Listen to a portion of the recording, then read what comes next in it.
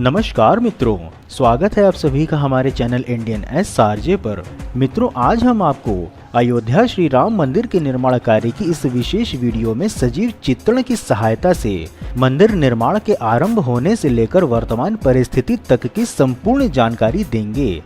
जैसे कि राम मंदिर के डिजाइन की संक्षिप्त जानकारी, राम मंदिर निर्माण का काल चक्र, राम मंदिर निर्माण में नियुक्त कंपनी व कारीगरों की जानकारी, मंदिर निर्माण के लिए मिले समर्पण राशि की जानकारी, मंदिर निर्माण पर होने वाले संभावित खर्च की जानकारी, मंदिर निर्माण में कहां-कहां के पत्थर लगने हैं, मंदिर निर्माण में खुदाई से प्राप्त मिट्टी की जानकारी, जानेंगे कि राम मंदिर निर्माण वर्तमान में कहां तक पहुंचा तथा कोरोना के कारण से मंदिर निर्माण पर क्या होगा प्रभाव। तो मित्रों, अलौकिक धाम के निर्माण कार्य की आप साक्षी बने एवं संपूर्ण जानकारी पाने के लिए वीडियो को अंत तक अवश्य देखें।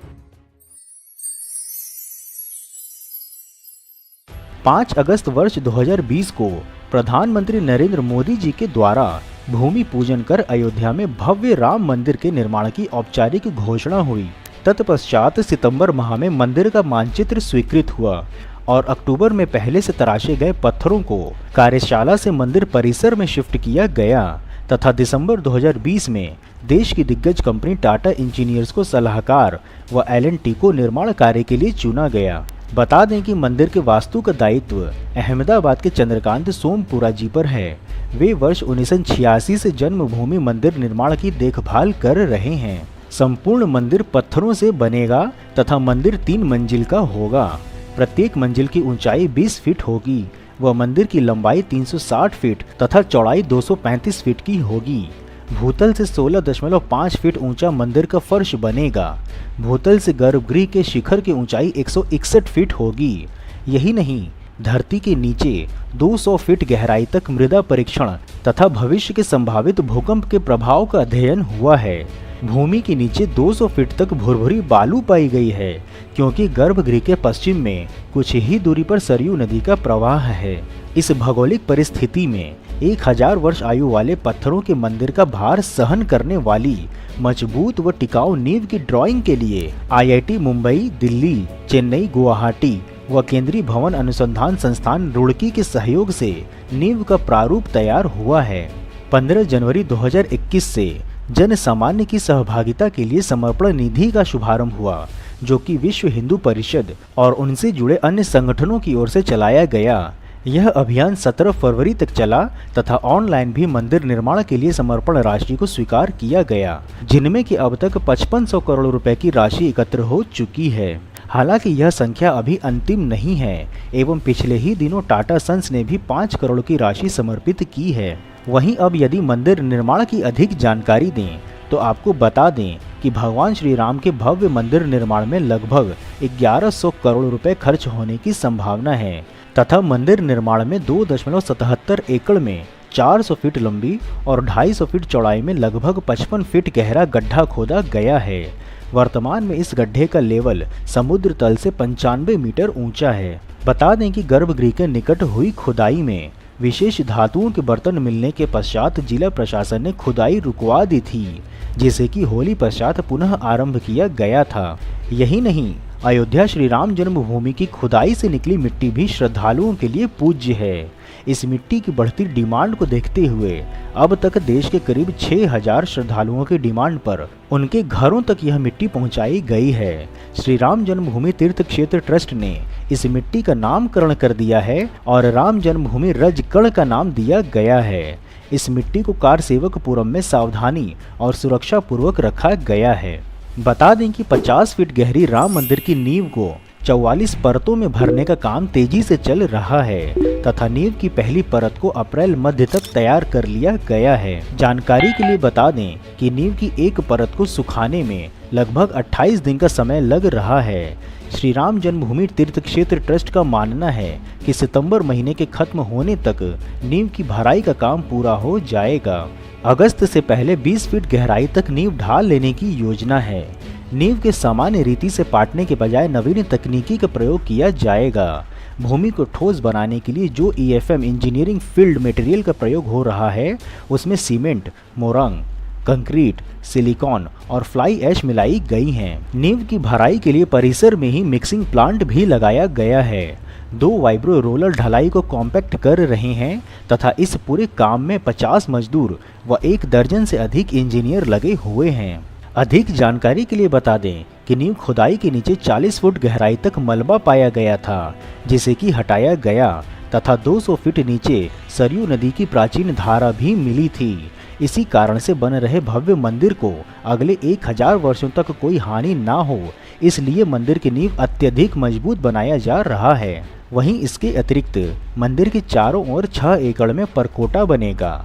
बाढ़ के प्रभाव को रोकने के लिए रिटेनिंग वॉल भूमि के भीतर दी जाएगी एवं यह कार्य अगले 3 वर्षों में पूरा हो जाएगा। वहीं दूसरी ओर जोधपुर के अरुणा माइंस द्वारा 350 घन फीट पत्थर के विशाल और सुंदर द्वार को तैयार कर लिया गया है। 3 माह पहले अयोध्या में 62 द्वारों में से एक द्वार बनाने का काम इन्हें मिला था। 21 कारीगरों द्वारा 25 दिन में ही विशाल हिंदू द्वार तैयार कर मंदिर ट्रस्ट प्रशासन को भेज दिया गया है। अयोध्या के पंचक्रोशी परिक्रमा मार्ग पर यह विशाल व सुंदर द्वार स्थापित होगा। इस द्वार पर राम, सीता, लक्ष्मण और हनुमान जी की फोटो लगेंगी। कारीगरों ने इस द्वार को बनाने में दिल से मेहनत की है। यही नहीं, राम मंदिर निर्माण में श्रीलंका के अशोक वाटिका स्थित सीता एलिया का पत्थर भी प्रयोग होगा। सीता एलिया वह स्थान है जहां माता सीता को रावण ने कैद करके रखा था। इस पत्थर को भारत में नियुक्त श्रीलंका के राजदूत मिलिंदा मारा गोदा के वाया भारत लाया गया है। यह तो हुई मंदिर निर्माण कार्य की जानकारी, परंतु जैसा कि वर्तमान समय में पुनः कोरोना संक्रमण की विभीषिका व्याप्त है, इस कारण से अब कुछ देरी होने की भी अनुमान है। बता दें कि अब तय समय में मंदिर निर्माण की संभावनाओं पर ग्रहण लग रहा है। मंदिर निर्माण आगामी 30 माह में होना है। इस अवधि में मंदिर निर्माण पूरा होना पहले से ही चुनौतीपूर्ण था तथा अब कोरोना संकट के चलते श्रमिकों से लेकर दूर दराज के क्षेत्रों से भवन निर्माण सामग्री भी लाए जाने की गति मध्यम पड़ रही है। मंदिर निर्माण की अवधि की घोषणा गत वर्ष 5 अगस्त को उस समय किया गया था जब प्रधानमंत्री नरेंद्र मोदी ने भूमि पूजन के साथ मंदिर निर्माण की औपचारिक शुरुआत की थी। तब मंदिर निर्माण 39 महीने में पूरा करने की घोषणा हुई थी। इस वर्ष 15 जनवरी से मंदिर निर्माण की प्रक्रिया निर्बाध गति से आगे बढ़ी है। गत सप्ताह से ही कार्यदायी संस्था L&T नींव की भराई के काम में लगे 50% श्रमिकों की संख्या बढ़ाकर 200 तक करने ही वाली थी, पर कोरोना के संकट के चलते यह योजना स्थगित है। राम कृपा यह है कि न केवल 50 श्रमिक मंदिर निर्माण कार्य में अभी भी लगे हुए हैं, अपितु वे किसी भी प्रकार के संक्रमण से मुक्त हैं। विशेषज्ञों का मानना है कि यदि श्रमिकों की संख्या में शीघ्र ही अपेक्षित वृद्धि नहीं हुई तो आगामी अगस्त माह तक भूमि पूजन के 1 वर्ष पूर्ण होने के पश्चात भी नींव की भराई पूरा होना कठिन है। मंदिर का नींव कुल 44 परतों से युक्त होना है और दूसरी परत का काम इसी सप्ताह से आरंभ हुआ है। समझा जाता है कि कोरोना संकट थमने के साथ ही श्रमिकों और अन्य संसाधनों में 3 से 4 गुना की वृद्धि कर अगस्त तक न सही तो इस वर्ष के अंत तक नींव निर्माण का कार्य पूरा कर लिया जाएगा। मंदिर के परकोटा के लिए चुनार से बड़ी मात्रा में पत्थर लाए जाने की प्रतीक्षा भी हो रही है। प्रस्तावित मंदिर में लगभग 4 लाख घनफीट तराशी गई शिलाएं प्रयुक्त होनी हैं, जबकि अब तक 60,000 घनफीट शिलाओं की तराशी भी हो चुकी है। महत्वपूर्ण है कि आने वाले दिनों में कार्यदायी संस्था वर्तमान के हिसाब से कई गुना अधिक संसाधन भी झोंकने की तैयारी में है।